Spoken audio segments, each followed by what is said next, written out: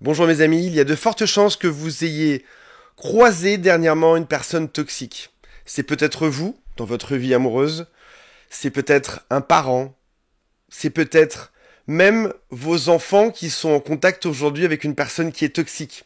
Un manipulateur, un pervers narcissique, une femme qui vient leur bousiller la vie. C'est peut-être aussi une personne de votre entourage, comme un collègue de bureau, ou quelqu'un qui vous est cher, comme un ami. Et peut-être que vous posez cette question de vous dire pourquoi est-ce qu'une personne peut entrer dans notre vie et venir complètement la bousiller impunément. Comment est-ce qu'une personne peut fréquenter des gens comme nous, des gens qui sont gentils, bienveillants, qui ont envie d'aider les autres, et venir marcher là-dessus et tout détruire. Parce qu'ils profitent de notre gentillesse, parfois aussi de notre naïveté, de notre bienveillance. J'aimerais aujourd'hui vous montrer que ces personnes ne naissent pas comme ça. C'est-à-dire qu'à l'origine, ces gens ont été des bébés sortis du ventre de leur mère et ils étaient innocents. Et j'aimerais vous montrer que dans la suite de leur parcours, il s'est passé plusieurs choses qui sont venues constituer ces créatures ignobles qu'elles sont aujourd'hui. Parfois, et j'en ai l'intime conviction, parfois si on comprend comment est-ce que ces personnes sont devenues comme ça, on peut arriver à, d'une part, relativiser la chose, à mieux comprendre ce qui nous arrive, et surtout à mieux nous en sortir. Pour ceux qui ne me connaissent pas, je m'appelle Antoine Pétavin. Soit c'est votre cas aujourd'hui, ce que vous êtes en train de vivre avec cette personne toxique, soit c'est peut-être un proche qui vous a envoyé cette vidéo parce qu'il tient beaucoup à vous, et il a envie que vous sortiez de ce genre de relation. C'est pas toujours facile d'accepter qu'on nous envoie des liens parce qu'on se dit ça y est, ils jugent ma vie, ils ne comprennent rien. Mais je vais vous donner une vérité qui est assez désagréable à entendre. Parfois, nos amis savent mieux que nous ce qu'on est en train de vivre. Parce que nous, parfois, quand on est dedans, on a trop la tête dans le guidon. On voit pas ce qui nous arrive. Parfois, un parent peut mieux voir que nous-mêmes ce qu'on est en train de vivre aujourd'hui. Donc, selon votre étape de maturité, c'est peut-être le bon moment pour vous de voir cette vidéo aujourd'hui, ou ce sera peut-être dans quelques temps, quand vous serez un peu sorti de cette équation, que vous aurez plus de lucidité. Ces êtres maléfiques ont été créés de toutes pièces. Comprenez bien qu'un enfant qui sort du ventre de sa mère, a priori, sauf on parle parfois de psychopathes, de mauvaises connexions à leur empathie, de ne rien ressentir, etc. À part une infime partie d'entre eux, la majorité des gens toxiques ont été créés de toutes pièces. On a pris des enfants qui étaient innocents et on leur a fait vivre des choses. Et on leur a appris à devenir méchants. Un peu comme parfois dans ces combats de chiens qu'on voit dans les films américains, on va éduquer le chien à devenir mauvais, à se battre jusqu'au bout pour gagner ce combat. Ces enfants ont été entraînés, ont été plongés dans un milieu hostile, ils ont vécu ensuite des choses qu'on va voir ensemble, et c'est ce qui va créer ces prédateurs qui vont arriver dans votre vie de manière toujours extrêmement gentille, extrêmement bienveillante. C'est le faux self, c'est une apparence qui va être donnée, puis qui vont venir bousiller votre vie. C'est-à-dire qu'une fois qu'ils auront passé ce cheval de Troie en se cachant derrière le visage d'un homme séduisant, d'un homme intelligent, d'une femme rigolote, d'une femme qui se marre trop dans une soirée, etc. Une fois qu'ils auront passé toutes les étapes, toutes les barrières de vérification de vos amis et de vous-même, ils peuvent s'infiltrer dans votre vie et venir complètement vous détruire.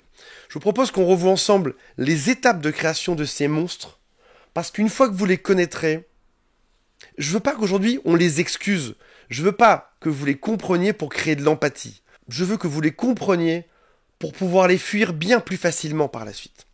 Je commence par la toute première étape, qui est la formation des croyances toxiques. J'ai mis un âge dessus. Comprenez bien qu'en fonction des personnes, cet âge peut varier. Là, j'ai mis par exemple entre 5 et 18 ans. Ça peut aussi bien être entre 3 ans et 12 ans. Mais ça donne à peu près la tendance. L'enfant va grandir par exemple dans une famille où il y a, par exemple, des croyances sexistes. Les femmes ne servent à rien. Les hommes, il faut les écraser, etc. Il peut aussi y avoir des violences. Alors, je parle de violences, on pense très souvent des violences physiques, ce qui peut être le cas.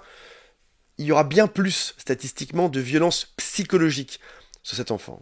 Un enfant qui voit en permanence son père rabaisser sa mère, va inscrire ça quasiment dans sa tête, dans son ADN par la suite.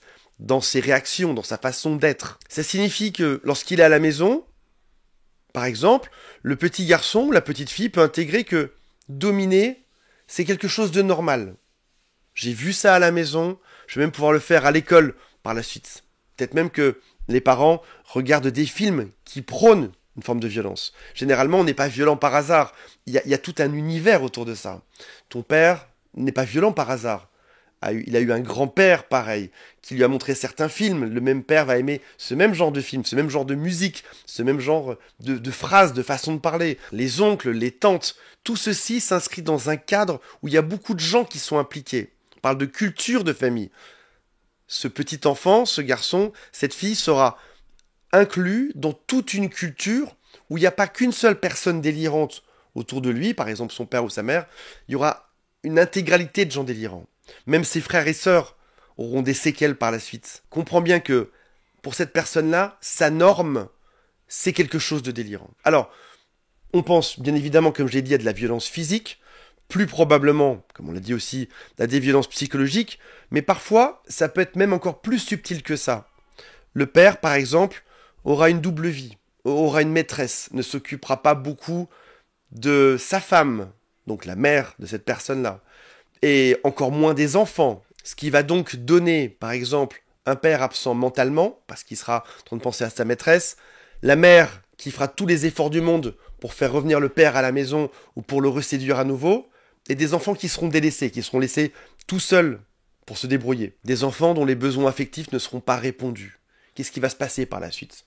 Alors au mieux, ils deviennent dépendants affectifs, ils se bousillent de l'intérieur, ils implosent, comme ça peut être mon cas par exemple. Au pire, les enfants peuvent développer des systèmes de contrôle pour survivre.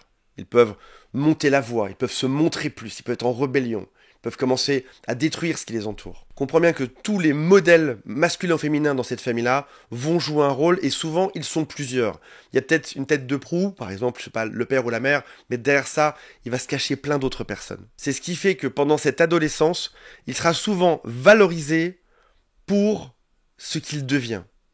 Contrôlant par exemple, macho. Et cet enfant a dû survivre dans cet écosystème en se créant sa place. Par exemple, détraqué comme le père, méchant comme la mère, aigre, ou au contraire, face à un modèle inexistant, il a dû mettre en place tout un système de contrôle dans sa vie et de contrôle des autres. Donc cet embryon d'adulte a déjà trouvé son mode de fonctionnement, sa racine. Imagine une graine plantée dans le sol, il y a déjà un petit début de plante qui a poussé. C'est le début de son parcours. Cet enfant, tu l'as croisé au lycée, au collège. Tu sais, parfois tu voyais ce petit garçon un peu détraqué, tu te disais, il fait du mal aux autres, il rabaisse les autres, c'est parce qu'à la maison il est rabaissé. Et à cette époque-là, quand tu avais, je sais pas, 14 ans, 15 ans, tu as eu de la peine pour lui. Au début, tu t'es senti agressé, et puis tout le monde t'a dit, s'il est comme ça, si elle est comme ça, c'est parce qu'à la maison ça se passe mal. Et du coup, tu as eu un peu de peine pour lui, tu t'es dit, malheureusement, ce garçon-là, cette fille-là n'ira pas très loin dans la vie. À ce moment-là, au moment où c'était juste ce début d'embryon, de petits bouts de fleurs, fragiles, cassés, maladroits, t'as eu de la peine pour lui, mais c'est la dernière fois que ta vie que t'auras de la peine pour lui. Parce qu'après ça, il va se transformer en autre chose. Alors parfois, t'as eu de la peine pour ce garçon de 15 ans qui faisait du mal, qui harcelait les gens au collège, au lycée, ou cette fille qui était très méchante.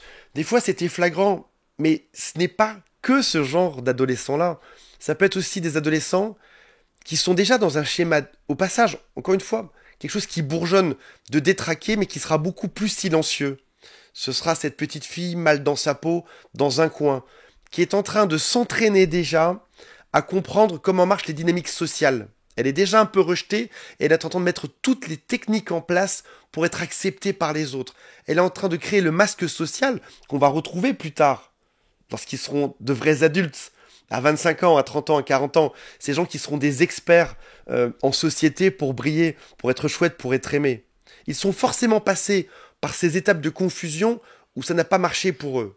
Ils se sont entraînés à ça. On s'est moqué de moi, on m'a rejeté quand j'ai eu 15 ans, je serai la star du système à 30 ans, à 40 ans, à 50 ans. Plus jamais on va me rejeter. Donc comprends bien qu'il y a plein de mécanismes ou d'apparences différentes, même de configurations familiales différentes. La seule chose que je veux que tu retiennes de cette partie numéro 1, c'est qu'il y a un bourgeon maladroit, fragile, qui est en train de pousser et qui sera le cœur du fonctionnement plus tard de cette personne. C'est là que ça commence à arriver. Deuxième partie, et avant de te parler de ça, si tu le souhaites, il y a un quiz en dessous qui s'appelle Est-ce que cette personne est perverse narcissique ou pas? Et il y a aussi un lien pour m'appeler, c'est juste sous cette vidéo. Le schéma est créé, le scénario est là. Dans un film Netflix, sur un biopic, tu verrais déjà la création du personnage. Arrivé entre 17 ans et 25 ans, il va pouvoir tester ses premières relations amoureuses. Encore une fois, plus ou moins 3 ans, plus ou moins 5 ans. Mais c'est à peu près dans la période que tu souhaites. Il va découvrir, ou elle va découvrir, qu'elle peut influencer émotionnellement l'autre. Il voit une relation amoureuse où il peut mettre du pouvoir. Il peut par exemple avoir le dernier mot dedans. Encore une fois, c'est des balbutiements. Il y avait une petite graine qui est devenue un peu plus forte, qui est devenue un peu plus grande. Il s'entraîne. Il a parfois des échecs. Parfois il se fait envoyer promener. On lui dit « on veut pas de toi ». Parfois ça marche. Il s'entraîne. Admettons une personne qui s'entraînerait à faire du karaté ou du kung-fu, il se prend parfois des baffes, ça marche pas. Il va devenir médaille d'or par la suite là-dedans. Il va devenir indétectable, il va devenir encore meilleur en société, il va devenir plus fin dans la façon de faire baisser tes gardes, de rentrer dans ta vie, de te voler de plus en plus, de te détruire de plus en plus. C'est un art qui s'apprend au fil du temps. Un art, on s'entend bien sur le terme de ce que je te dis aujourd'hui. Il commence à voir que dans cette relation, il peut avoir le dernier mot, il peut être jaloux, il peut être possessif, il peut être contrôlant. Et dans sa tête, à ce stade-là, c'est une preuve d'amour. On va arriver ensuite, disons entre 20 ans et 30 ans, ou entre 25 et 35 ans, dans la mise en place de stratégies de domination subtiles. Il va raffiner ses tactiques pour garder le contrôle. Il va faire des critiques qui seront bien plus voilées que précédemment. On s'entend bien. Pourquoi est-ce que je te dis que on dirait que les pervers narcissiques sont tous connectés ensemble? Ils ont tous les mêmes phrases. C'est surprenant. On pourrait se demander s'ils sont synchronisés par Wi-Fi, si c'est l'éther de la planète qui leur tombe dessus, si c'est quelque chose de génétique. En réalité, c'est juste que notre société, notre psychologie a des failles. Notre société a des failles.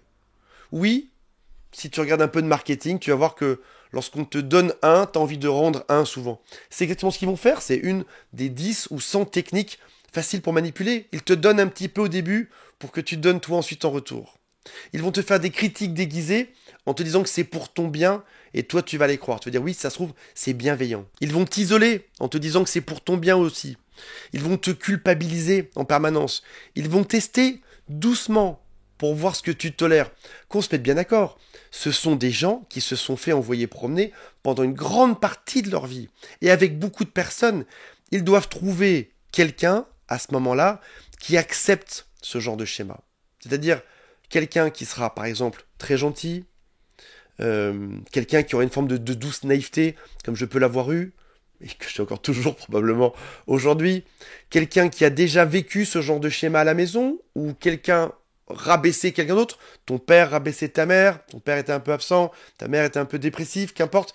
Des gens qui ont déjà un peu vu ça, mais qui n'ont pas, qui ne sont pas transformés dans la partie malveillante de la force, mais qui sont devenus plutôt introvertis et qui ont préféré imploser qu'exploser. Je m'explique. Et je vais te parler de Star Wars. Si tu regardes des films comme par exemple Star Wars, on va découvrir à un moment donné que la partie méchante de l'équation, les monstres, ceux qui font du mal, sont issus de la même famille que ceux qui font du bien. Mais même dans la religion, tu pourrais retrouver plein d'histoires où la même racine peut donner deux frères, un étant malveillant, ou dans les mythologies grecques, et un étant bienveillant. Tu as peut-être vécu des choses dans ton enfance, et on en a déjà parlé dans d'autres vidéos, qui font que toi, tu t'es orienté vers une forme d'extrême gentillesse. C'est-à-dire qu'une même blessure d'abandon, de rejet, d'humiliation peut créer un monstre, comme peut-être les personnes toxiques que tu vois, ou peut créer une personne qui serait extrêmement bienveillante, peut-être même trop bienveillante, trop gentille. Et souvent, ces personnes-là s'attirent parce qu'elles ont cette même faille commune. La faille que tu as, la faille que je vois en toi, c'est la même que j'ai en moi. Et toi, parce que tu as cette bienveillance, tu auras envie de dire à l'autre, Je peux te sauver de ça. Je peux t'aider là-dedans. Moi aussi, j'ai vécu ça. Moi aussi, derrière tout ce masque, derrière toute cette carapace, je vois ce que tu as vécu et je peux t'aider à en sortir. Malheureusement, ce ne sont pas des gens qui veulent en sortir. Ce sont des gens qui veulent te détruire. On a le même jeu. Tu veux les mettre, toi, dans ton univers de bienveillance. Ils veulent te mettre, eux, dans leur destruction. Sauf que malheureusement, dans ce genre d'équation, c'est toujours le mal qui gagne. Je te donne un exemple. Si jamais j'ai un verre de jus de fruits et un verre de jus de poison, si jamais je mets 50% de chacun dans un nouveau verre, on pourrait se dire, allez, la partie du jus de fruits saine va gagner. Alors qu'en réalité, le mélange restera toxique. Quand on mélange avec du poison, on obtient toujours du poison. C'est ça qui se passe. Revenons à nos histoires. Cette personne va recommencer, comme une recette de cuisine qu'il teste en permanence. Admettons que tu veuilles faire un gâteau, tu vas essayer peut-être d'augmenter un peu la cuisson, le temps de cuisson, le minutage, le degré de cuisson, voir ce qui se passe, mettre un peu plus de farine, un peu moins d'œufs, un peu plus de levure, un peu plus de sucre, et tu vas t'entraîner pour faire un gâteau parfait au fil des années. Une personne qui va être perverse narcissique, une personne qui va être toxique, s'est entraînée. Et c'est ça qui est important à comprendre. Elle s'est entraînée et elle a aussi beaucoup échoué. Beaucoup de ses tests n'ont pas marché. Admettons que toi, par exemple, tu rencontres cette personne à 37 ans. Tu vas regarder son CV amoureux, et tu vas te dire, si je regarde bien, Jean-Mich a été en couple de ses 20 ans à ses 30 ans avec une personne. Donc, je peux me dire que s'il a la capacité d'être en couple longuement, c'est donc le signe que ce n'est pas un fou et pas un pervers narcissique, et qu'il a cette capacité à créer dans la durée. Parce qu'on le voit bien, on le dit souvent, le pervers narcissique a souvent du mal à rester dans la durée. Sauf qu'en fait, il s'est peut-être entraîné entre ses 20 ans et ses 30 ans à détruire l'autre, et c'était peut-être tout doux au début. On se rappelle de ce petit bourgeon qui sort de la terre, c'était peut-être tout doux, et puis ça finit par augmenter, jusqu'à ce qu'à la fin, l'autre n'en puisse plus, et finisse par partir au bout de 10 ans. Il y a, vraiment, c'est ce qu'il faut retenir dans cette vidéo, il y a une notion d'entraînement. Il s'entraîne à détruire. Il va répéter ces phrases. Et pourquoi est-ce que ces vidéos sur le pervers narcissique marchent bien? Parce que l'aboutissement de tout cet entraînement, ce sont les phrases que je te donne aujourd'hui. C'est-à-dire que nous, on observe uniquement la conclusion, le résultat. Oui, ça, sur l'être humain, statistiquement, ça fonctionne. Sur certains êtres humains, ça fonctionne. Les comportements abusifs vont augmenter, ils vont escalader. Encore une fois, toujours dans le test, toujours dans... Voyons ce qui va se passer, voyons jusqu'où je peux pousser la chose, jusqu'où ça va marcher. Ils vont se marier, ils vont faire des enfants, encore un nouveau jeu à essayer. Maintenant que j'ai un enfant, j'ai un pion en plus pour pouvoir manipuler l'autre. J'ai un levier en plus. Maintenant qu'on est marié, je peux aller encore plus loin et encore plus loin. Demander plus d'argent, en faire encore moins à la maison, le détruire encore plus, trouver de nouveaux arguments. Maintenant qu'on est marié, tu ne dois plus sortir, c'est le principe du mariage. Maintenant qu'on est marié, tu dois me donner tout ton argent, c'est le principe du mariage. Maintenant qu'on est marié, tu dois me payer une maison, c'est le principe. Donc c'est comme un espèce de jeu vidéo où les niveaux augmente de plus en plus, il y a de nouvelles choses à découvrir, de nouvelles phrases à dire, et il s'éclate. À un moment donné, tu vas remarquer que cet homme ou cette femme va se sentir quasiment un peu trop en sécurité. C'est très bizarre, et je t'en parle, tu l'as forcément vécu. Il a vécu ça dans sa famille. Il a eu du mal à l'enfance à concilier ça avec la vie externe. Il s'est entraîné. Au bout de 5 ans, 10 ans, 20 ans d'entraînement, là on parle de quasiment 30 ans, 40 ans d'entraînement, il a l'impression d'avoir le contrôle absolu sur les autres. Il a l'impression que ça marche à chaque fois. Et c'est là qu'il va commencer à faire certaines fautes. Il va te montrer son vrai visage. C'est-à-dire que par exemple, il va te montrer ouvertement qui il est. Il va te dire, ou elle va te dire, eh ben oui, je te manipule. Et qu'est-ce que tu peux y faire de ça? Ou alors il va mettre des livres, par exemple, qui parlent de manipulation, de destruction sur les étagères, dans sa chambre. C'est-à-dire que ce sera marqué juste devant toi. Il peut même se faire un tatouage, tellement sûr de lui. Il sait il pense en tout cas, qu'il est quasiment intouchable. Il y aura de plus en plus de violence verbale. Il peut aussi y avoir des abus physiques, de la violence physique. À quel point ils peuvent se sentir forts. Je te raconte une histoire qui est extrêmement classique. Un homme a une femme. Je prends un homme par hasard. Un homme est marié avec sa femme depuis 20 ans. Il va avoir une maîtresse en parallèle depuis des années aussi. Il n'a quasiment même pas peur de se faire attraper. Parce qu'il a choisi sa femme comme étant bien soumise, naïve. Encore une fois, je dis naïf, ne prenez pas mal, je me traite de naïf aussi. Hein. Une femme un peu naïve, un peu soumise, qui serait prête à tout accepter. En 10 ans, 20 ans dans le couple, elle a tout accepté. Quel sera le profil de l'amante? Ce sera le même type de profil. Qu'on se mette bien d'accord, hein, ces manipulateurs ne marchent pas sur tout le monde. Ils ne marchent, et c'est ce qu'ils ont appris dans l'adolescence, ils ne marchent que sur certains types de personnes. Il a choisi une maîtresse, une amante, qui avait le même profil. Une femme bien gentille, il lui a fait entendre ou croire ce qu'elle voulait entendre, qu'il allait lui faire des enfants, qu'ils allaient emménager ensemble, etc. Il a même testé, il a dit oui, oui, bientôt on va faire ça. Elle a même pas posé la question de c'est quand bientôt. Elle a tout accepté, elle a tout cru. Et à un moment donné, sa femme découvre qu'il a une maîtresse. La femme va voir la maîtresse, lui dit voilà, écoutez, vous sortez avec mon mari. Elle ne réalise pas à ce moment-là que la maîtresse a tellement été castée, tellement été choisie pour être soumise, que la seule personne qui sera rabaissée, ce sera elle-même. Vous comprenez mon histoire ou pas? Ce sera la femme trompée qui sera rabaissée. Et lui qui va revenir lui dire, tu vois, t'inventes, t'imagines, tu racontes n'importe quoi. Parce qu'il va s'entourer, comme son père l'a fait, comme sa mère l'a fait. Il va remettre dans tout son entourage, aussi bien en amitié qu'en amour, même qu'en maîtresse, que des gens qui seront susceptibles d'accepter sa manipulation. Et en sortir devient compliqué, parce que tu as tout un système qui est de son côté à lui. J'espère que j'ai été clair. Dites-moi en commentaire si ça a du sens. On va monter, après ça, de quelques années, on va arriver dans ce qui s'appelle des cycles de manipulation, de culpabilisation. Là, ça y est, le système est installé, il sait manipuler, il sait être très bon, je dis elle. Ils savent comment être très bons en société, comment être très acceptés. Ils ont construit leur environnement, leur carrière. Tous les gens qui le suivent acceptent leur manipulation. Ils se sentent tout puissants. Ils peuvent avoir des nouvelles proies facilement. Ils sont très bons pour aller boire un verre, pour s'amuser, pour faire rire tout le monde, pour être très beau, très belle, pour être très intelligent. Ils chopent des victimes très facilement. Ils accélèrent les cycles. Ils peuvent te séduire encore plus vite que ce qu'ils n'ont jamais fait. Ils peuvent ensuite te détruire encore plus vite et plus fort que ce qu'ils n'ont jamais fait. On va arriver par la suite sur ce qui s'appelle de la consolidation et rationalisation. Donc les techniques, c'est bon, ils connaissent les mouvements par cœur, de judo, de karaté. Ils sont médaille d'or, médaille jaune. Ils savent faire ça par cœur. Et ils vont arriver dans quelque chose qui sera beaucoup plus fin.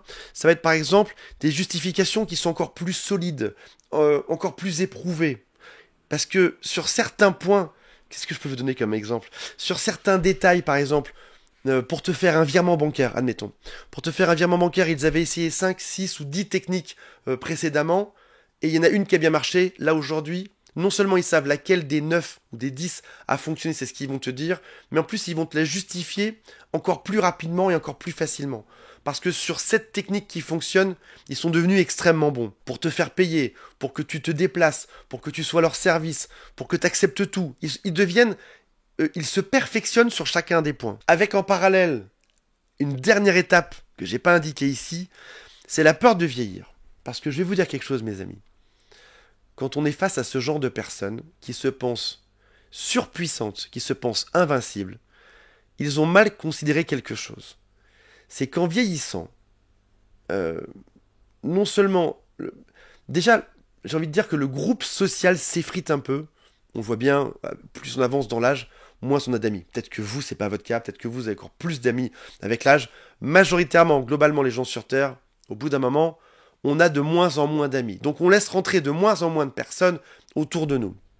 L'une des théories que j'ai, c'est peut-être celle-là au passage, c'est qu'on a tellement été manipulé par tout le monde qu'on finit par se cloîtrer un peu. On a par exemple que 2 ou 3 amis à qui on fait confiance et instinctivement on sait que il faut faire gaffe avant de faire entrer des gens dans sa vie parce que les autres personnes pourraient être dangereuses.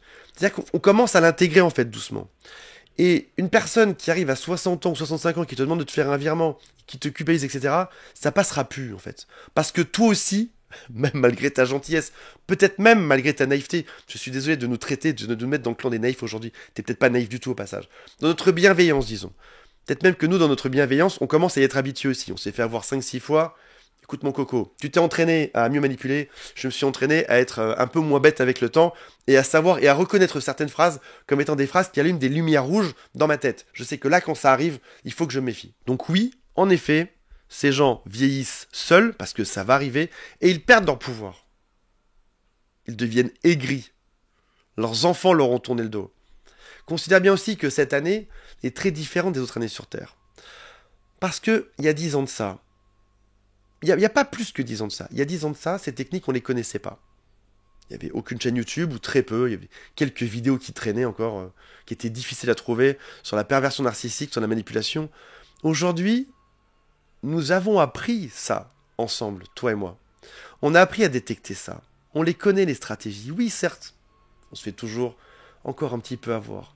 Mais cette année précisément, on devient expert là-dedans. C'est-à-dire que nous tous, les victimes, on a appris à mettre en commun ce qu'on avait observé et à ne plus se faire avoir.